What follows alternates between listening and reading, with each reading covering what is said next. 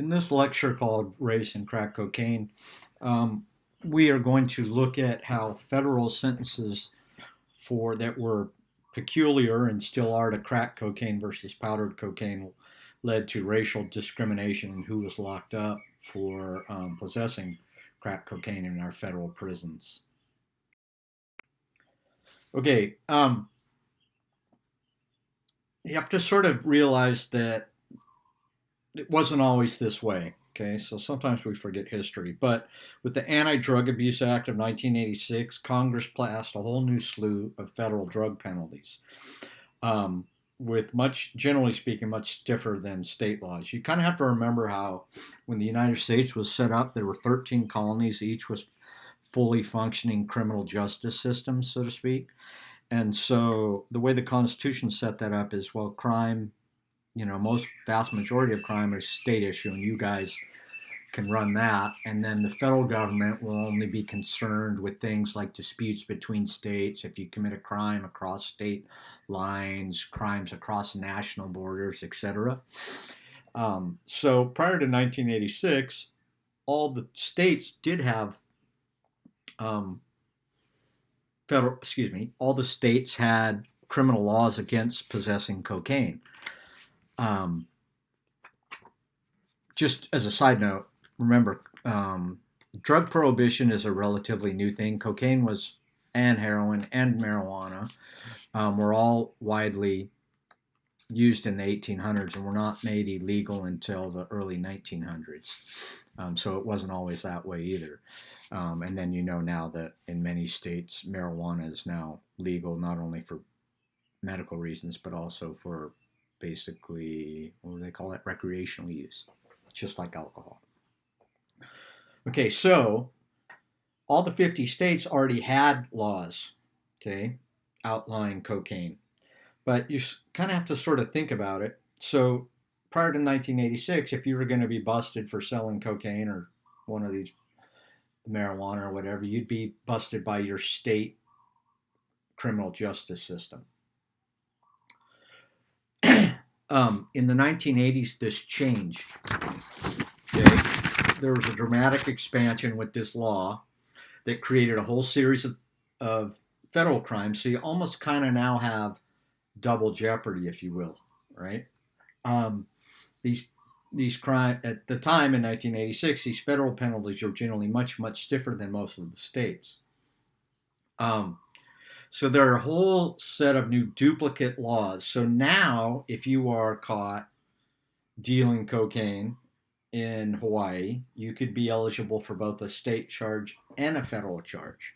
Um, just to give you one example, one of the, in a way, is a sort of a kind of a double jeopardy if you think about it.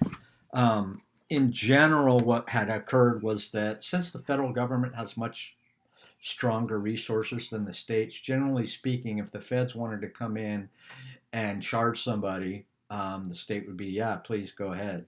You have more resources. You're going to put them away in your prison. It's not going to cost us any money. Um, so that's what occurred.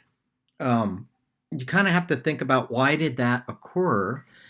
Um, so in 1986, summer of 1986, there was this huge social campaign about crack. And crack was, for those of you old enough in Hawaii to remember, sort of the ice scare, if you will. This was very similar, but even more intense.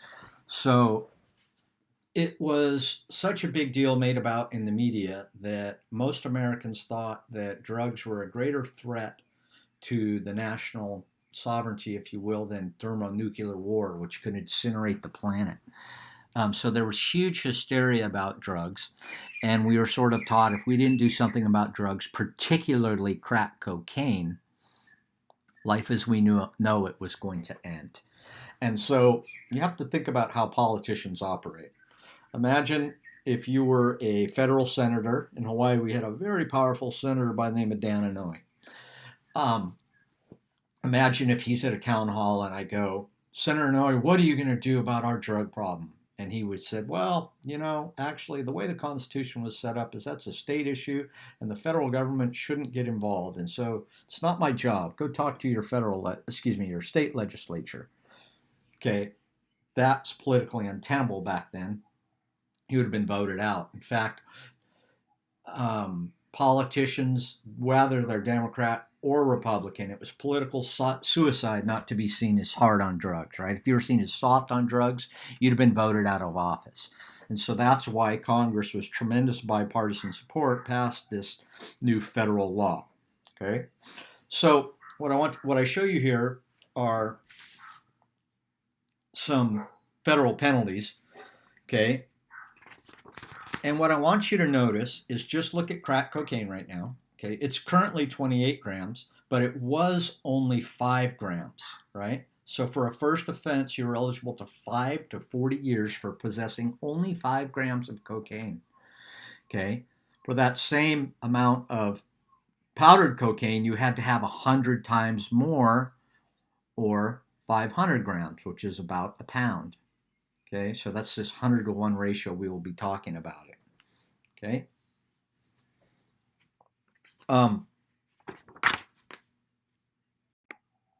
Let's talk a little bit about the difference between crack and powdered cocaine. Cocaine became popular in the 1970s. It was used as sort of a rich man's drug. Most users snorted powdered cocaine into their nasal passages.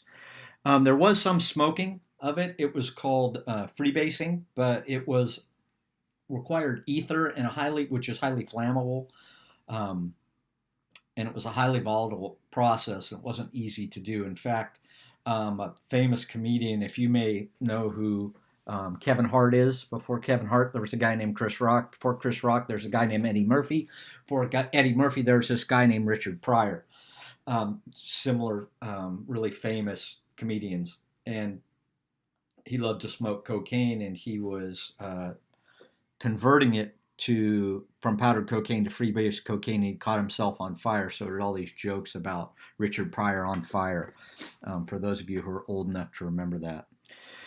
Okay, but crack is nothing more than powdered cocaine mixed with, turned into rocks that can be smoked. Okay, and he just uses a very simple process using a chemical that all of you have in your pantry right now. Okay, so basically that thing, water and heat, and I know these days if you want to look it up on the internet, you can look it up. Okay, but it's basically reconstituted powdered cocaine, right? It's turning powdered cocaine into rocks that can be smoked. So there's nothing different. They are the same basic thing. Okay, anybody with powdered cocaine could turn it into rock cocaine or crack, right? So there was no logical reason other than people didn't know that. There was great hysteria about crack. Okay, the other thing was that crack was said to be way cheaper than powdered cocaine, right? Well, that's impossible because it is nothing more than cocaine, right? So it's really merely a function of marketing. Back in the day when it was known as a rich man's drug, it was sold mostly in 100-gram units. Okay, think about 3 ounces. Okay, and those were generally about $100 per. I'm sorry, did I say 100 grams? I meant a gram, which is far less than 4 ounces. So it was sold in gram units for about $100. Okay, not many people have got $100 to spend on partying, and so that's why it was seen as a rich man's drug. So what made crack sort of spread around are a couple things. Number one, it was just sold in $5 increments. You got to think back in the 1980s, okay? So I'm thinking, that's maybe $10, $15 now, maybe $20 at the most, and $100 way back in the day would probably be $300 now, okay? So you used to need $300 to get high on cocaine. Now you only needed 20 or 30, okay? So it was much cheaper. Okay, so it was sold in smaller doses. Okay, crack was also important because of the pharmacology of it. When you smoke it, as opposed to snorting it, it gets into your bloodstream quicker. Let me read you a quote. Crack was also new in a second, perhaps more important sense. Unlike powdered cocaine, which is typically sold in 1.5 gram or 1 gram units for 50 to 100, crack was sold in small rocks for $5 to $10. Whereas powdered cocaine tended to be used in private settings among smaller affluent people, crack was sold by and to a whole new class of people on inner city street corners. In short, crack was a marketing phenomenon. Apologize, that wasn't about the physiology of it. Okay, so basically, as you can see in the lecture notes, basically smoking cocaine gets into your bloodstream much quicker. Okay, it creates a much more intense high than snorting it. That happens faster, quicker, and so you have a quicker up and a quicker down. Okay, so since the drug lasts for less time in your body than when you snort it, your high goes away quicker. And so that led to using large amounts of crack cocaine in a short amount of period. So, in that sense, a crack cocaine habit became more expensive than a powdered cocaine habit because you can go through a lot more cocaine smoking it because it doesn't last as long. And so, whenever you get high, those of you who have drunk alcohol and had a hangover, that's the downward side, right? So you get high and then you go below normal, which is the hangover, right? You feel like junk. Okay, well, crack cocaine has that thing too, but the low is, so if the high is higher, the low is lower. Okay, and so it's described by crack users as just this unbelievable depression, and people do anything to get out of that depression and find that next hit of crack cocaine. Okay, so it's as much running from the low as it is seeking the high. Okay, and the key is there you can go through a lot of cocaine in a short period of time. And remember, it was a marketing phenomenon that was sold on the inner city streets. If you've been paying attention in the United States of America, who lives in the inner cities, they tend to be black and brown people. Okay? So it was such a big deal, okay, that it was 2 presidents gave speeches from the Oval Office, nationally televised speeches about its evil. Okay, horror stories and description of its ill effects were widely disseminated by politicians and media. Way back in the day when there weren't really a whole lot of cable news networks, there were these 3, there still are, ABC, NBC, and CBS were the main places where people got their news, and their Monday through Friday anchors were household names. Okay, everybody knew who they were. Okay, so each of those 3 network anchors did a special, where they went down and they broadcasted the evening news from, an inner city ghetto where this is Dan Rather on Crack Street. And, he wasn't wearing his suit. He was wearing that weird little jungle thing that they'll wear when they're not in formal situations. Okay, so it was a really big deal. Okay, and so crack became demonized, and that's why all of these politicians were pressured to make these new sorts of federal laws. Okay. Okay, so here you can sort of see what happens to our federal prisons over the span of the war on drugs. This is not just cocaine. Okay, this is not just cocaine offenses. Okay, but remember, this law was passed in about 1986, right? So there's all kinds of new enhanced federal penalties. Okay, the ones prior to that are probably like, you got caught importing it, right? Or yeah, that would be my guess there. Okay, so long story short, you can see how it goes up. Okay, and that's what I want you to see. Okay.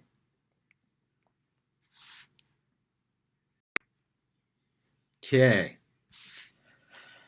So remember, when the law was enacted, you only needed 5 grams of cocaine to be eligible for a 5-year mandatory sentence, as opposed to 500 grams of powdered cocaine. That's that sort of 100 to 1 or 100 times more punitive notion.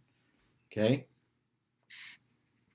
So, what this helped do was create tremendous racial disparities for who was locked up for what sort of cocaine, because we're talking federal prisons now, right? So, if you only need 5 grams to be locked of crack, to be locked up in Fed prison, but 500 grams of powdered cocaine, which was roughly, I had a guy in my dissertation who claimed to buy kilos of cocaine in the 80s and 90s, and he said in Hawaii a kilo of cocaine was about $25,000. Okay, so let's just say half of that, all right, 13, 12 grand, right? To be popped with 500 grams of powdered cocaine, you would have needed to have $12,000 to have purchased your wholesale cocaine to sell. So it's no wonder that we started getting more and more people locked up in federal prison for crack as opposed to powder. Here you can see what starts to happen. Okay? So you have sentences. Not only do you have, you'll start to see this, but look at the sentence disparities. Okay?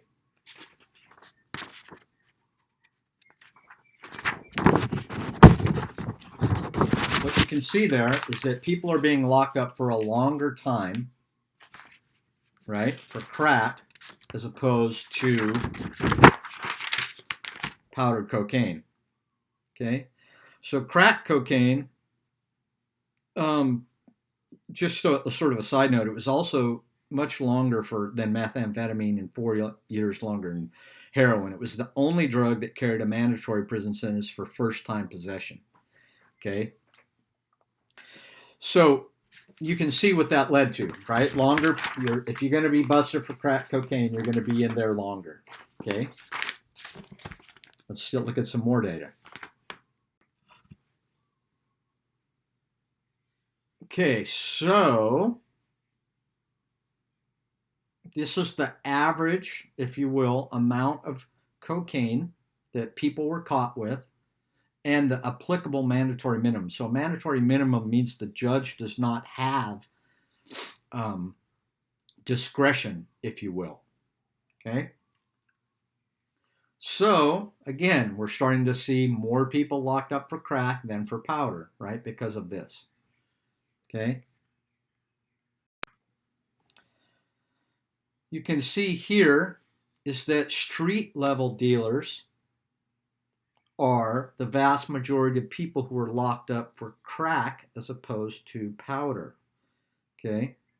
Purple is crack, red is powder. All right?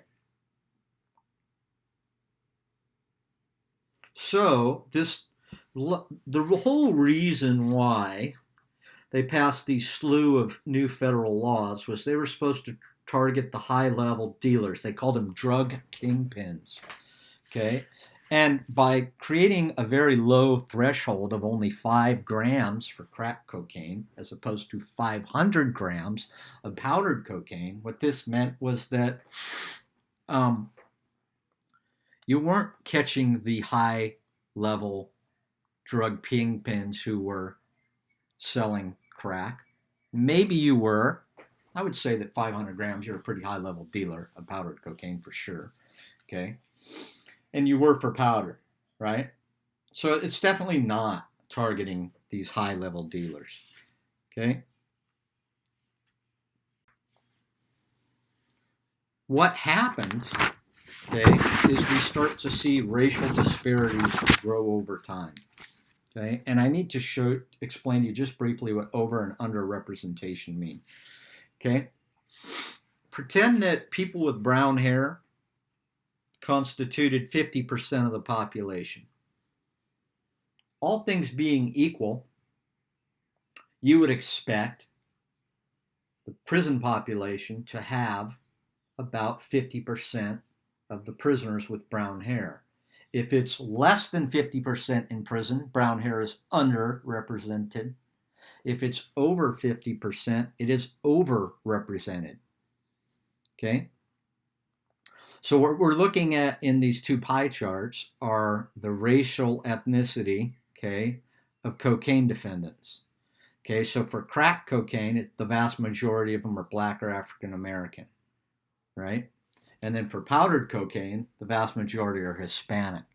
Okay, so the reason why the African Americans are for crack, okay, is that it was a marketing phenomenon sold on the streets of the hood. Okay? And so if you're going to go after street dealers, you would have caught more African Americans and somewhat Hispanics, okay, in large American cities where the vast majority of our population is.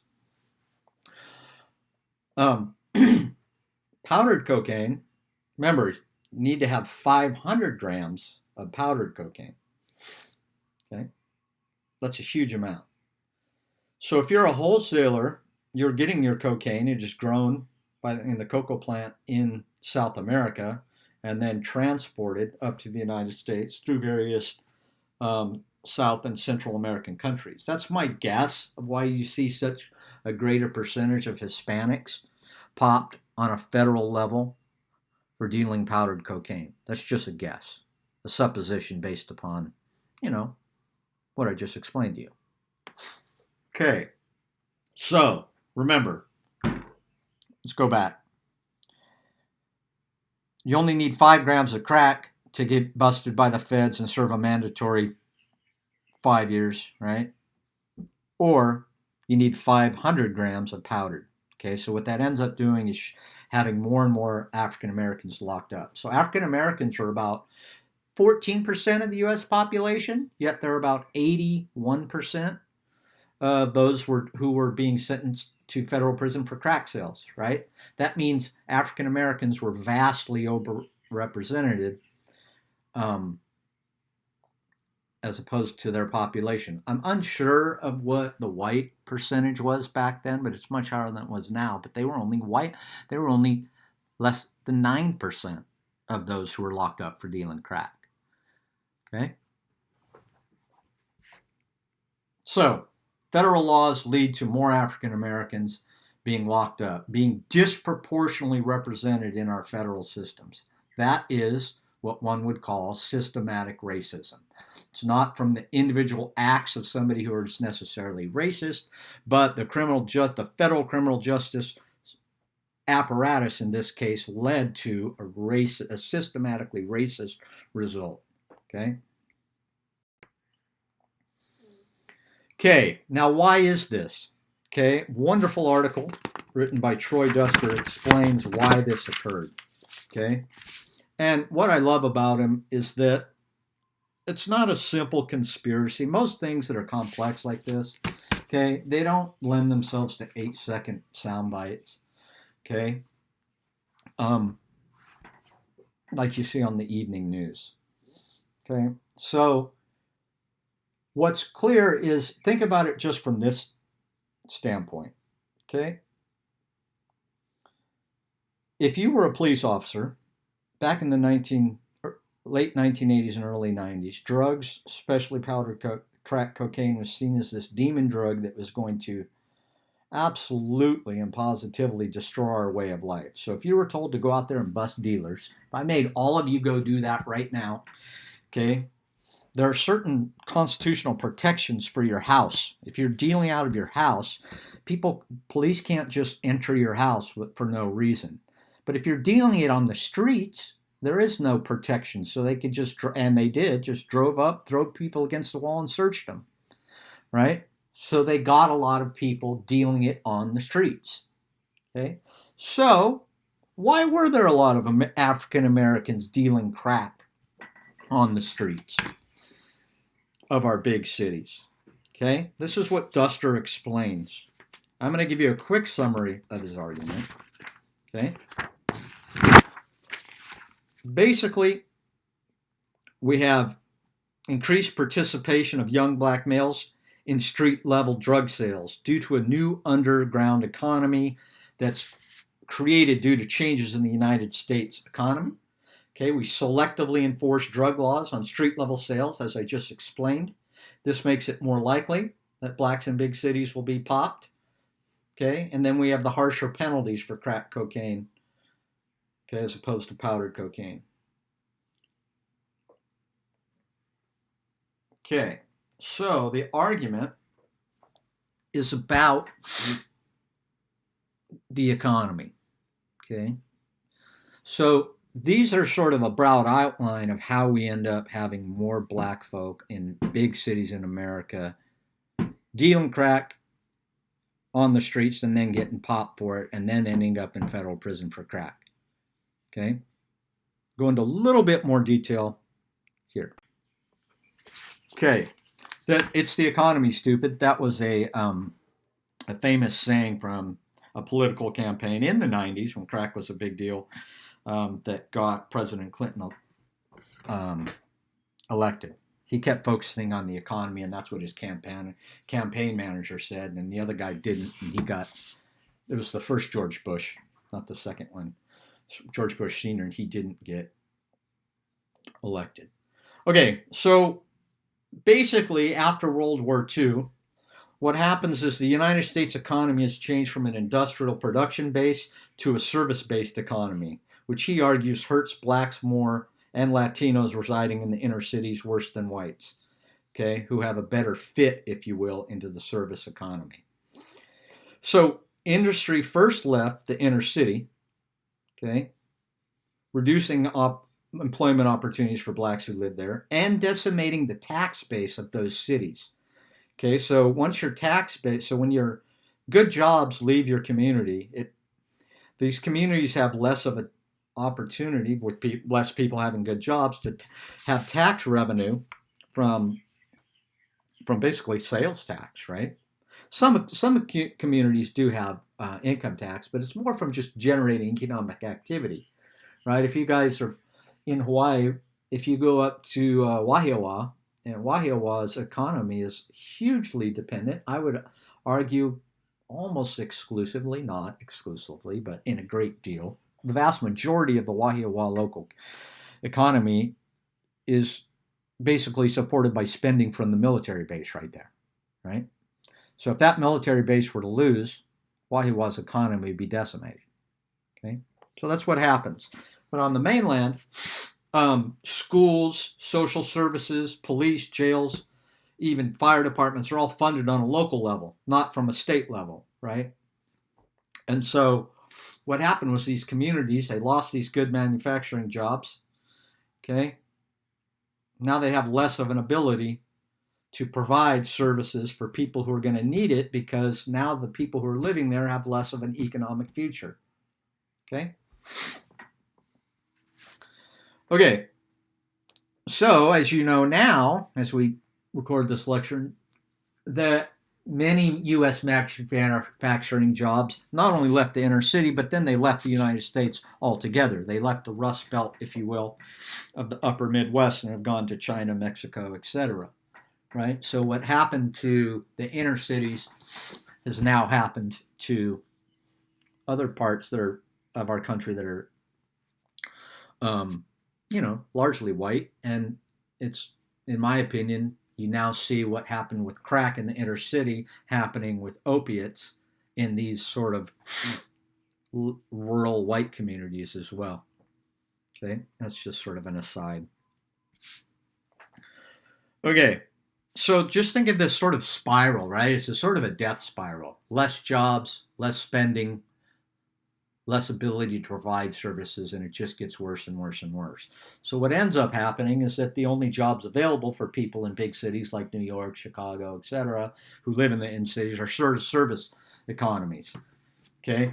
And he says there's just sort of a less of a fit. And it kind of relates to, he also, I don't know if it was him who wrote it or someone else, but it kind of talks about how I grew up in a pretty mixed neighborhood, and kind of like, there's sort of this thing where you're constantly challenged about your manhood and with violence. And so the way that you end up creating less violence for yourself is to be able to respond with violence, and in even verbal violence, if you will, but certainly real violence as well, right? So sort of he says, in the service economy, you're supposed to be yes ma'am, no ma'am, blah, blah, blah, and much more deferential. And so he just argues that folks in the big city, in the inner cities, especially black folks, this Troy Doser's a black guy too now, and he's the one who argues that they have less of a fit here. Okay, so the Hawaii example I would say to that would be, I love him. He's my Hanai cousin. but he doesn't speak very good standard English. So he would not be a very good salesperson down at Ala Moana, right? My father-in-law is the same way. He doesn't speak super good English. I actually still have a problem understanding him. Um, and I've known the man for a long, long time, and I can understand hardcore Waianae Pidgin. So the point would be is that that's sort of an example of how the fit doesn't translate. Okay, in the black inner cities, I think Troy Duster would say, well, instead of Pidgin, you have Ebonics, etc. And there's also sort of that sort of ways of resolving disputes, right?